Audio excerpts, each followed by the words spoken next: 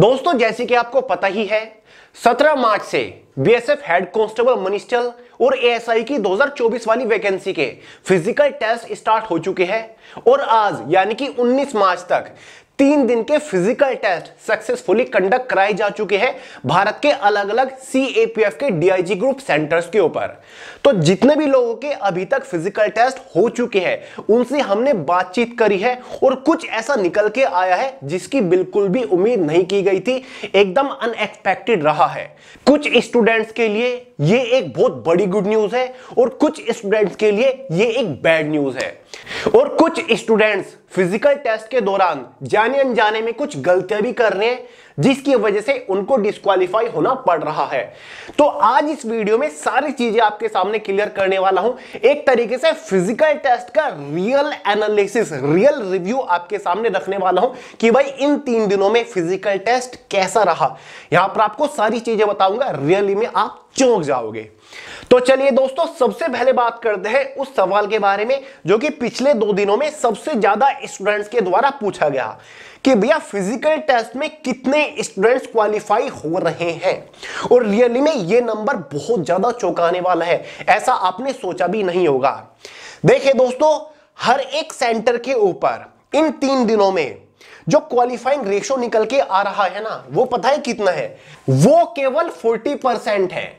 जी हां दोस्तों, पिछले 3 दिनों में हर एक सेंटर से फिजिकल में केवल 40% कैंडिडेट से क्वालिफाई हो रहे हैं। ये एक एवरेज नंबर है, एकदम सटीक नंबर है और ये काफी चौंकाने वाला नंबर है। इतने कम कैंडिडेट्स फिजिकल टेस्ट को क्वालिफाई कर पा रहे हैं। देखिए दोस्तों जब आप फिजिकल सेंटर पर जाओगे ना तो वहां पर 150 कैंडिडेट्स का एक ग्रुप बनाया जाता है। कहा जा रहा है कि पूरे दिन में किसी सेंटर पर 3 ग्रुप बन रहे हैं, किसी सेंटर पर 4 ग्रुप बन रहे हैं। क्लियर है? ठीक है। तो एक ग्रुप में अगर 150 कैंडिडेट है तो वहां से मुश्किल से 60 से 65 कैंडिडेट यानी कि 150 कैंडिडेट्स का ग्रुप है, उनमें से 60 से 65 कैंडिडेट्स ही फिजिकल टेस्ट को क्वालिफाई करके बाहर निकल रहे हैं, बाकी सारे के सारे डिस्क्वालीफाई हो रहे हैं। और आपको पता है सबसे ज्यादा स्टूडेंट्स किस चीज में डिस्क्वालीफाई हो रहे हैं? रनिंग में। सबसे ज्यादा स्टूडेंट्स रनिंग में डिस्क्वालीफाई हो रहे हैं। दूसरे नंबर पर चेस्ट एक्सपेंशन में डिस्क्वालीफाई हो रहे हैं, चेस्ट को फुलाने में असफल हो रहे हैं जिसकी वजह से वो डिस्क्वालीफाई हो रहे हैं। देखिए दोस्तों लास्ट ईयर फिजिकल टेस्ट था लेकिन रनिंग नहीं थी और पहले एग्जाम कंडक्ट कराया गया था जब लगभग 3-3.5 लाख कैंडिडेट्स एग्जाम में बैठे थे, यानी कि लगभग 50% कैंडिडेट्स ने पिछले साल एग्जाम छोड़ दिया था। और इस बार तो पहले फिजिकल है और रनिंग भी है और दूसरे नंबर पर आपका एग्जाम है, तो देखिए कंपटीशन कहां पर जाएगा, कितना कम रहेगा। अब देखिए दोस्तों बहुत सारे लोग रनिंग पूरी नहीं कर पा रहे हैं, जबकि मेल कैंडिडेट्स के लिए 1600 मीटर की रनिंग है, 6.5 मिनट के अंदर क्वालिफाई करनी है। कारण क्या है रनिंग डिस्क्वालीफाई करने का? कारण यह है कि स्टूडेंट्स की तैयारी ही नहीं है। एकदम से एडमिट कार्ड आ गया, किसी ने तैयारी नहीं कर रखी थी, सभी को मैक्सिमम टू मैक्सिमम 10 से 12 दिन दिए गए फिजिकल टेस्ट के लिए और यहां पर अब वो लोग डिस्क्वालीफाई हो रहे हैं। जो लोग पहले से ही फिजिकली एक्टिव थे वो तो फिजिकल टेस्ट को, रनिंग को इजीली क्वालिफाई कर रहे हैं, बाकी सब लोग डिस्क्वालीफाई कर रहे हैं। फीमेल कैंडिडेट्स भी मैक्सिमम, बल्कि ये कहा जा रहा है कि फीमेल कैंडिडेट्स तो लगभग 25 से 30 फीमेल कैंडिडेट्स ही रनिंग को क्वालिफाई कर पा रही है। 800 मीटर की रनिंग है, आपको 4 मिनट 45 सेकंड के अंदर क्वालिफाई करने, फीमेल कैंडिडेट्स डिस्क्वालीफाई कर रहे हैं। स्टूडेंट से बात करने के बाद यह भी पता चला है कि जैसे एडमिट कार्ड आया बहुत सारे लोग रनिंग करने लग गए और फिर उनके हाथ पैर अब काम नहीं कर रहे, वहां पर उनके पैर दुख रहे जिसकी वजह से वो रनिंग नहीं कर पा रहे। क्लियर है? अगर आपने रनिंग की तैयारी नहीं करी तो भाई 1-2 दिन पहले रनिंग की तैयारी करने फील्ड पे मत जाइएगा, वरना वहां पर आप कुछ भी नहीं कर पाओगे।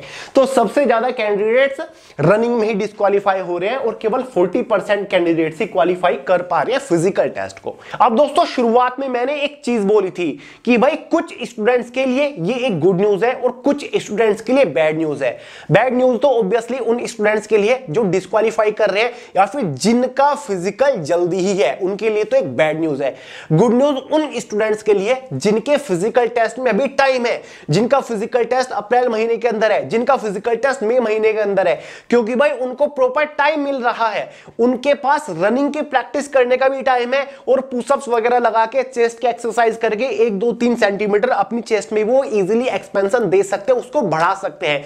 लेकिन यार जिन स्टूडेंट्स का शुरुआत में ही फिजिकल टेस्ट पड़ गया उनके लिए बहुत बड़ी बैड न्यूज है, क्योंकि यार उनको तैयारी करने का टाइम नहीं मिला।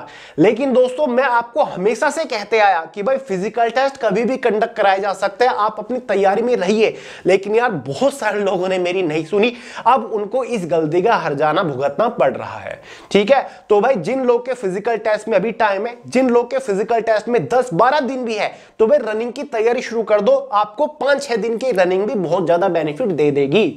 पूरा प्रोसीजर यहां पर मैं आपको बताता हूं क्या क्या होता है। और हां, एक और डाउट आपका क्लियर कर दूं, डॉक्यूमेंट वेरिफिकेशन नहीं हो रहा है, केवल एक ही डॉक्यूमेंट वहां पर मैंडेटरी है, वो है आपका ओबीसी एससी एसटी का सर्टिफिकेट। अगर आपने एज में रिजर्वेशन रिलैक्सेशन लिया है तो आपको अपना कैटेगरी सर्टिफिकेट ले जाना वहां पर कंपलसरी है। उसके साथ आपको एक ओरिजिनल आईडी प्रूफ ले जाना कंपलसरी है, एडमिट कार्ड ले जाना कंपलसरी है।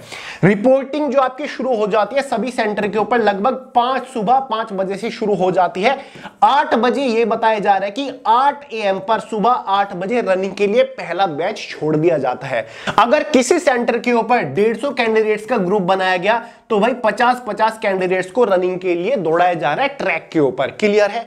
तो भाई 8 बजे पहला ग्रुप दौड़ने लगता है। रिपोर्टिंग अच्छे से करिएगा, बहुत सारे लोग तो एग्जाम सेंटर तक ही नहीं पहुंच पा रहे हैं टाइम पर, जिसकी वजह से उनको बाद में घुसने नहीं दिया जाता। यह कहा जाता है कि 8-8:15 बजे एंट्री बंद हो जाती है, बल्कि उससे भी पहले बंद हो जाती है, तो भाई टाइम से पहुंचेगा। क्लियर है दोस्तों? तो फिलहाल डॉक्यूमेंट वेरिफिकेशन नहीं हो रहा है, आपको अपना कैटेगरी सर्टिफिकेट ले जाना कंपलसरी है। अगर आपने एज में रिजर्वेशन रिलैक्सेशन लिया है, एसटी कैटेगरी वालों ने अगर हाइट में चेस्ट में रिलैक्सेशन लिया है तो आपको तो अपना सर्टिफिकेट ले जाना मैंडेटरी है ही। ठीक है दोस्तों? अब दोस्तों आगे के प्रोसीजर के बारे में जानकारी देने से पहले आपको बता दूं कि सेकंड नंबर पर सबसे ज्यादा स्टूडेंट्स किस चीज में डिस्क्वालीफाई हो रहे हैं, और वो है चेस्ट मेजरमेंट। आप सभी को पता होगा जनरल, ओबीसी और एससी मेल कैंडिडेट्स के लिए मिनिमम चेस्ट आपकी 77 सेंटीमीटर है, मैक्सिमम 82 सेंटीमीटर है। क्लियर है? लेकिन एक चीज का आपको ध्यान रखना है, यहां पर 5 सेंटीमीटर का कम से कम फुलाव आपको देना ही होगा। यहां पर स्टूडेंट्स क्या बड़ी गलती कर रहे हैं, जब आपकी चेस्ट मेजर होती है ना, जब जो इंची टेप होता है वो डाला जाता है, तो आप क्या सोचते हैं कि यार मेरी चेस्ट कम हो सकती है, इसलिए वो पहले फुला के खड़े हो जाते हैं, एक्सपेंशन देके खड़े हो जाते हैं। जब उनको बोला जाता है कि चेस्ट फुलाओ तो वो फुला नहीं पाते, क्योंकि वो पहले ही फुलाए खड़े हैं उस चेस्ट को। और क्योंकि 5 सेंटीमीटर का फुलाव देना चेस्ट में कंपलसरी है, इस वजह से आप डिस्क्वालीफाई हो जाते हैं, क्योंकि आप 5 सेंटीमीटर चेस्ट फुला नहीं पाते। हाँ, 77 तो आप मेजर करवा लेते हो, लेकिन जब फुलाने को बोला जाता है आप नहीं फुला पाते। इसलिए दोस्तों मेरी एडवाइस आपके लिए यही है कि जब आपकी चेस्ट मेजर होती है, पहले सिंपल ऐसे बिल्कुल लूज छोड़ के खड़े हो। ठीक है? आगे को आप ऐसे निकाल सकते हो जैसे भी आपको पोस्चर बनाना है। जब आपको बोला जाए कि अब अपनी चेस्ट फुलाओ, तब आपको फुलाना है, क्योंकि यहां पर 5 सेंटीमीटर का एक्सपेंशन देना कंपलसरी है। और एक और चीज मैं आपको बता दूं, काफी सारे लोग एक और बड़ी गलती कर रहे हैं। जब आपकी चेस्ट मेजर होती है ना, जब वो लाइन में बैठे रहते हैं, उससे पहले पुशअप्स वगैरह वो कर लेते हैं। इससे नुकसान ये है कि जब आपको चेस्ट फुलाने के लिए बोला जाता है आप नहीं फुला पाते। तो भाई ये कलाकारी बिल्कुल नहीं करनी है कि उससे 5 मिनट 10 मिनट 15 मिनट पहले आप पुशअप्स वगैरह लगाओ, ऐसा बिल्कुल भी मत करिएगा। पुशअप्स वगैरह से ज्यादा जो आपकी मसल्स पंप आउट होती है ना, पंप वो आपकी बाइसेप होते हैं या फिर बैक होती है, चेस्ट इतनी जल्दी आपकी पंप नहीं होती। पंप हो जाएगी लेकिन एक्सपेंशन नहीं दे पाओगे, फुलाव आप नहीं दे पाओगे, तो ये गलती मत करिएगा। क्लियर है? बाकी दोस्तों वेट तो हाइट के अकॉर्डिंग मेजर किया जाता है। क्लियर है? और हां, मेरे एक और चीज याद आ गई, मैक्सिमम स्टूडेंट्स क्या गलती कर रहे हैं जाने अनजाने में। आपके एडमिट कार्ड पर क्या लिखा होता है? फर्स्ट फेज ऑफ एग्जामिनेशन, मतलब एग्जामिनेशन का पहला फेज है ये। बहुत सारे लोगों को पता ही नहीं कि भाई फिजिकल टेस्ट चल रहा है। बहुत सारे लोग सोच रहे हैं कि एग्जाम है, क्योंकि 2023 वाली भर्ती में पहले एग्जाम था, तो ज्यादातर लोग बिना तैयारी के आ रहे हैं, वो अपना रिटन एग्जाम सोच के आ रहे हैं। इतनी बड़ी गलती कैसे कर रहे हैं? काफी सारे स्टूडेंट्स अपने पेरेंट्स के साथ थे, तो वो एग्जाम सेंटर के बारे में पूछ रहे कि पेपर कब से शुरू होने वाला है, कितने घंटे का पेपर है, कि पेपर ऑफलाइन होगा ऑनलाइन होगा। तो ये चीज चौंकाने वाली है। बहुत सारे लोगों को तो अभी तक पता ही नहीं है कि भाई फिजिकल टेस्ट है ये। देखिए दोस्तों, अब बिल्कुल शुरू से बात करते हैं। पूरा प्रोसीजर क्या होता है। जब आप सीएपीएफ के जिस भी सेंटर पर पहुंचते हो जहां पर आपका फिजिकल है, सबसे पहले आपकी एंट्री होती है। एंट्री में सबसे ज्यादा जरूरी आपका एडमिट कार्ड है और एक ओरिजिनल आईडी प्रूफ है, चाहे वो आधार कार्ड हो, वोटर आईडी कार्ड हो या फिर ड्राइविंग लाइसेंस हो। ये कंपलसरी है, इसके बिना आपकी एंट्री नहीं होगी। हाँ, ऑनलाइन एप्लीकेशन फॉर्म की कॉपी आपको नहीं ले जानी है, उसकी कोई जरूरत नहीं है। काफी सारे लोग एडमिट कार्ड ही घर भूल जाते हैं, फिर सेंटर के बाहर ढूंढते फिरते हैं कि कोई हमारा एडमिट कार्ड निकाल दे। ये गलती मत करिएगा, आप लेट हो जाओगे। क्लियर है? पहले से अपना एडमिट कार्ड लेकर जाइएगा। समझ गए दोस्तों? एंट्री कराने के बाद सबसे पहले आपको एक फॉर्म दिया जाता है, एक रफ फाइल दी जाती है जो कि आपको भरनी होती है। आपको अपना नाम वगैरह सारी चीजें उसमें भरनी होती है। ये भी लिखा होता है कि अगर फिजिकल टेस्ट में कुछ कॉम्प्लिकेशंस हो जाती हैं तो आप उसके स्वयं जिम्मेदार होंगे। ये सारी चीजें उसमें होती है, हाइट वगैरह सब कुछ आपको भर देनी है उस फॉर्म में, अपनी कैटेगरी वगैरह। क्लियर है? उसके बाद फॉर्म भरने के बाद आपका बायोमेट्रिक होता है, उसके बाद आपको चेस्ट नंबर दिया जाता है। क्लियर है? उसके बाद सबको इस तरीके से चेस्ट नंबर दे दिया जाता है। सबसे पहले आपकी रनिंग कराई जा रही है। आपको एक ग्रुप बनाया जाता है, 150 स्टूडेंट्स का एक ग्रुप बना दिया गया, उसमें से 50-50 कैंडिडेट्स को ट्रैक के ऊपर छोड़ा जा रहा है। हर एक डीआईजी ग्रुप सेंटर का अलग प्रोसीजर है, किसी में 100 भी छोड़ सकते हैं, किसी में 50 भी छोड़ सकते हैं। किसी सेंटर के ऊपर 150 कैंडिडेट्स का ग्रुप बन रहा है, किसी के ऊपर 200 का बन रहा है, वो उनकी अपनी चॉइस है। ठीक है? तो लगभग एवरेज मान के चलिए 50 कैंडिडेट्स को ट्रैक के ऊपर ले जाया गया। चेस्ट नंबर आपके पास है और फिर आपकी रनिंग शुरू होती है। 400 मीटर का आपका ग्राउंड होता है। मेल कैंडिडेट्स को 4 चक्कर लगाने होते हैं, फीमेल कैंडिडेट्स को 2 चक्कर लगाने होते हैं। एक और चीज मैं यहां पर कहूंगा, अपनी जो घड़ी है वो लेकर जाइएगा। ठीक है? एक स्टॉप वॉच अपने क्लाई के ऊपर बांध लीजिएगा। ये वहां पर बैन नहीं है, ये आप ले जा सकते हो, कोई भी अंदर आपसे उतरवाएगा नहीं। इससे क्या होगा, आप अपना टाइम देख सकते हो दौड़ते हुए। क्लियर है? 4 ही चक्कर है, राउंड तो आप नहीं भूलोगे, वो बड़ी प्रॉब्लम नहीं है, लेकिन आप अपना टाइम कैलकुलेट कर सकते हो कि भाई 6.5 मिनट के अंदर मुझे 1600 मीटर रनिंग खत्म करनी है। तो आप टाइम देख सकते हो, क्योंकि आपके पैर में यहां पर चिप बांध दी जाती है। क्लियर है? यहां पर चिप वाला प्रोसीजर है। टीसीएस इस एग्जाम को कंडक्ट करा रही है, फिजिकल टेस्ट को। तो एक ऐसी चिप आपके पैर में बांध दी जाती है जो कि आपके राउंड और टाइम ऑलरेडी कैलकुलेट करती है कि भाई 400 मीटर के एक राउंड आपने कितने मिनट में खत्म करा, फिर दूसरा राउंड कितने मिनट में खत्म करा, फाइनली जो रेस है वो आपने कितने मिनट के अंदर खत्म करी। सॉरी, क्लियर है? तो ये पूरा प्रोसीजर होगा, चिप के अकॉर्डिंग होगा। कुछ भी यहां पर धांधली नहीं है। ऐसा नहीं है कि भाई मैं आ गया था, रस्सी पहले उठा दी, ऐसा कुछ भी नहीं है। सबका टाइम प्रॉपर कैलकुलेट होगा, फिर चाहे कोई आगे खड़ा हो या फिर पीछे खड़ा हो।